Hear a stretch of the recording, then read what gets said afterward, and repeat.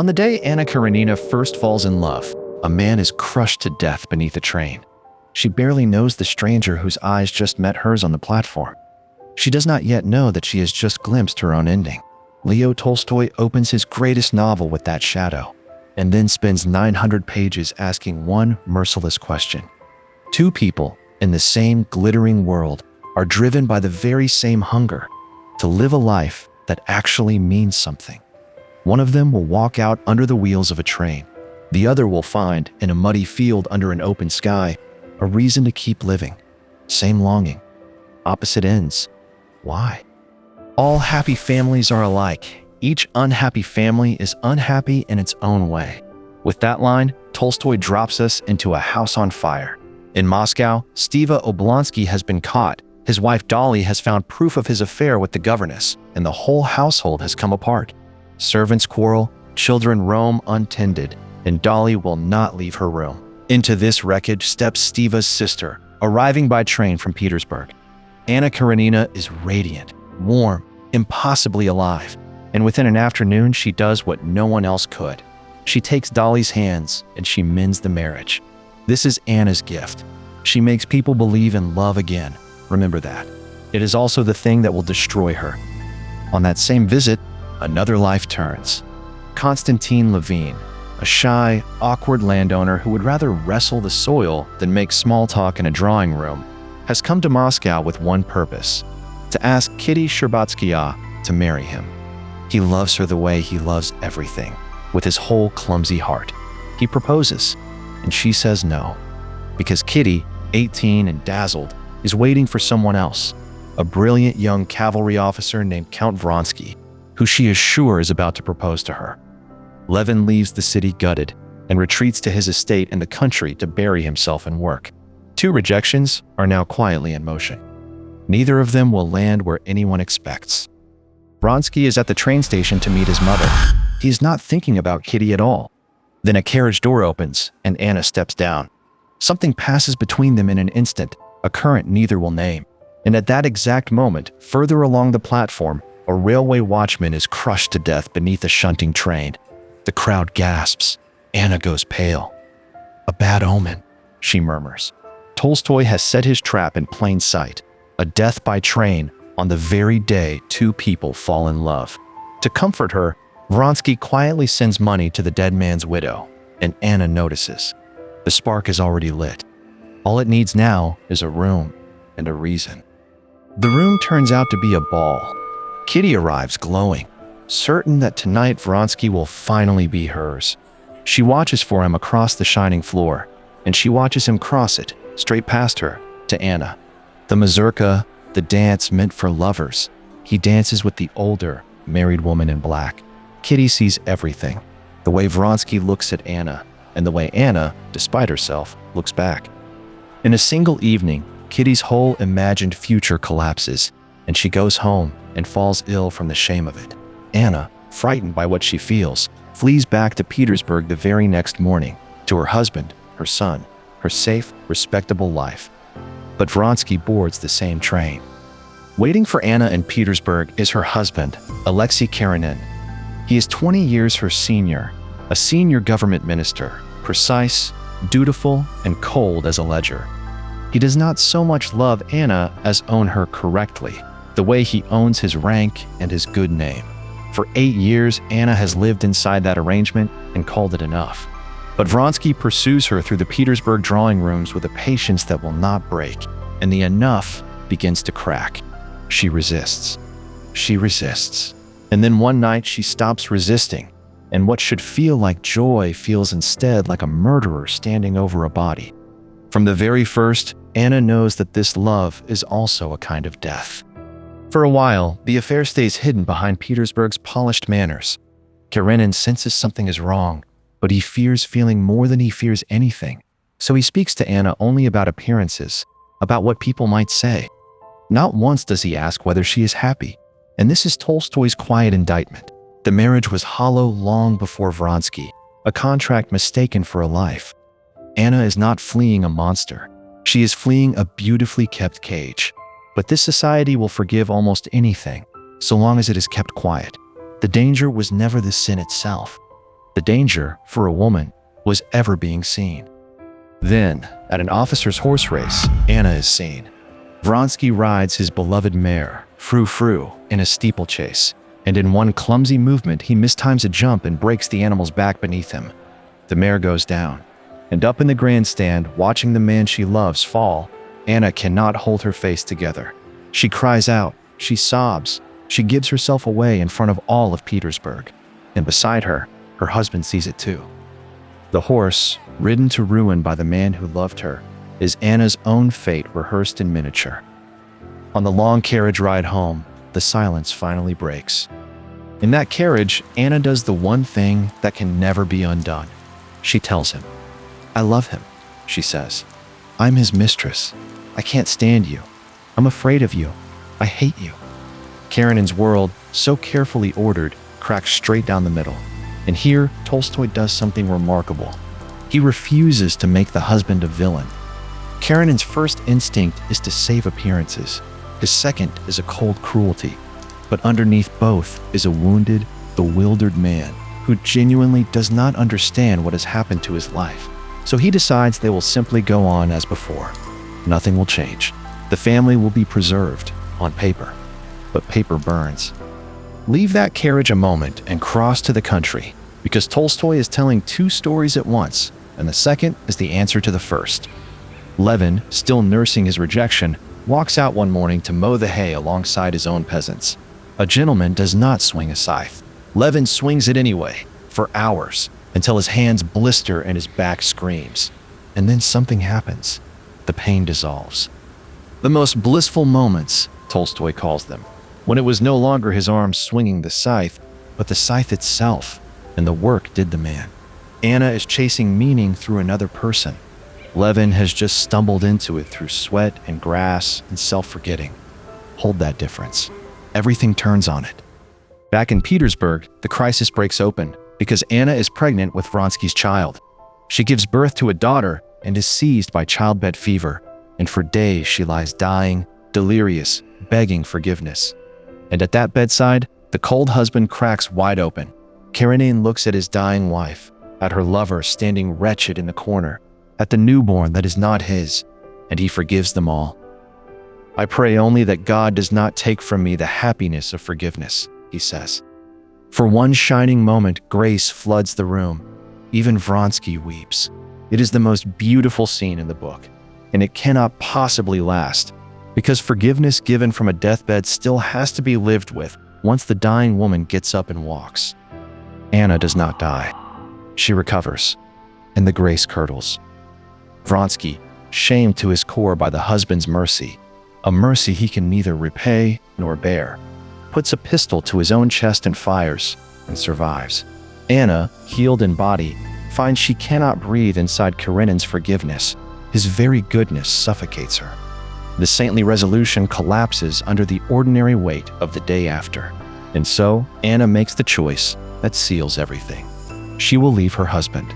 She will go to Vronsky. She will have her love out in the open at last. But the open, in this world, has a price, and the price is written in a single name. Seryoza, her son.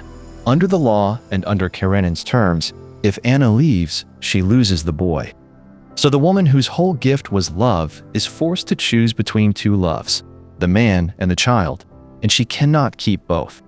She chooses Vronsky and goes abroad with him and their baby daughter. But she leaves a piece of herself in that Petersburg nursery that she will never get back. This is the fork of the entire novel. Anna and Levin are chasing the same thing, a life that feels true, that feels alive. Levin is building his outward, on land and work and marriage. Anna is staking hers, all of it, on one man. Same longing, and now opposite roads. Abroad, in Italy, the lovers have everything they wanted, and it is not enough. For a few weeks, it is paradise. Then the emptiness seeps in. Vronsky, a man of action, grows restless with nothing to do but be loved. He misses his regiment, his rank, his place among men. And Anna, having given up everything for him, now needs him to be everything. Her lover, her country, her lost son, her whole vanished life, all at once. No human being alive can carry that weight. The very completeness of her love starts to crush the things she loves. They go back to Russia, and Russia is waiting for her with its arms crossed. There is one love left in Anna that is still simple and clean, and she cannot stay away from it. On Serioz's birthday, she slips into Karenin's house at dawn, past the servants, up to the nursery, and wakes her sleeping son. For a few stolen minutes, the boy is in her arms, half dreaming, murmuring that he knew she would come for him. Then footsteps in the hall. She has to run, leaving him crying, leaving the toys she brought, leaving the one part of her old life that never once judged her. It is the last time she will ever hold him. If you want to know what the affair truly cost Anna, it was never her reputation. It was this. Then Anna makes her stand, and the world gives its answer. She insists on appearing in public at the opera, in full view of Petersburg society. It is a deliberate act of defiance. I will not hide. But society does not shout her down. It does something far colder. A woman in the next box turns, says something cruel just loud enough to carry, and pointedly leaves. All around her, faces turn away. The men may keep their mistresses and their affairs. A woman who loves in the open is unforgivable. Anna comes home shaking, humiliated to the bone. The door that a confession opened has now, very quietly, been shut and locked. From here, there is only one direction left to fall. So let the other road climb. Levin, back in Moscow, and still hopelessly in love, finds himself in a room with Kitty again. And Kitty, humbled now by her own heartbreak over Vronsky, is no longer the dazzled girl who refused him. At a card table, on impulse, Levin chalks the first letters of a whole sentence onto the green baize and asks her to read his heart in them. Impossibly, she does. Letter by letter, they spell out a forgiveness and a hope that neither can say aloud. I have never stopped loving you, the chalk confesses. She takes the chalk and answers. Tolstoy is writing his own real courtship of his wife here, and it is the tenderest scene he ever set down. Where Anna's love began in a lie, Levin's begins in almost unbearable honesty. Levin and Kitty marry, but Tolstoy refuses to hand them a fairy tale. He gives them something better and harder, a real marriage. They quarrel on their honeymoon over nothing. They learn each other with difficulty. And then, into the first weeks of their happiness, death walks in. Levin's brother Nikolai, brilliant, ruined, dying of consumption, sins for him, and Levin and Kitty go to the squalid inn where he is ending. Levin is paralyzed by the horror of it. It is Kitty, quietly, who nurses the dying man, changes his sheets, sits with his fear. He is gone, says the priest at last. And Nikolai, not quite finished. Not quite soon. That same season, Kitty tells Levin she is carrying their child. Death in one room, life in the next. This is what Levin is learning to hold. For Anna, there is no such balance. There is only the man. And the man is not enough, because nothing could be. Settled on Vronsky's estate, cut off from society and from her son, she has nothing to do but love him and watch him for signs that he is tiring of her. And so the jealousy begins.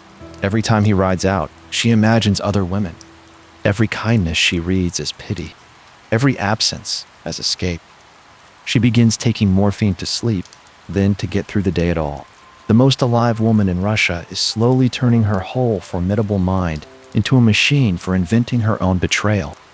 Vronsky has not stopped loving her, but love watched that closely, gripped that hard, cannot breathe, and helplessly he begins to pull away, which only proves her right.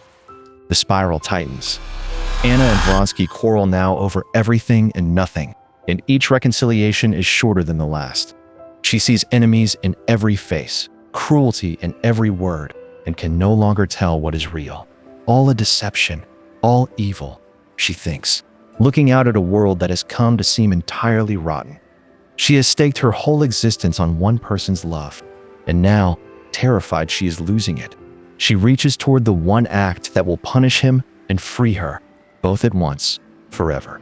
Tolstoy takes us all the way inside her mind for her final hours, one of the most harrowing passages in all of literature, and never once lets us look away or feel superior. This could be anyone. That is the horror of it. On her last day, Anna rides through Moscow in a carriage, and the whole world looks poisoned to her. Everyone is lying, Everyone is cruel. No one, she is now certain, truly loves anyone at all. She goes looking for Vronsky, half to save herself, half to wound him. And somewhere in that ride, quietly, a decision settles over her like cold water. Death, she thinks. If she is gone, then he will be sorry. Then the pain will finally stop. Then she will be free of all of them and of herself. She reaches the railway station. She steps out onto the platform, and she remembers the very first day the man crushed under the train.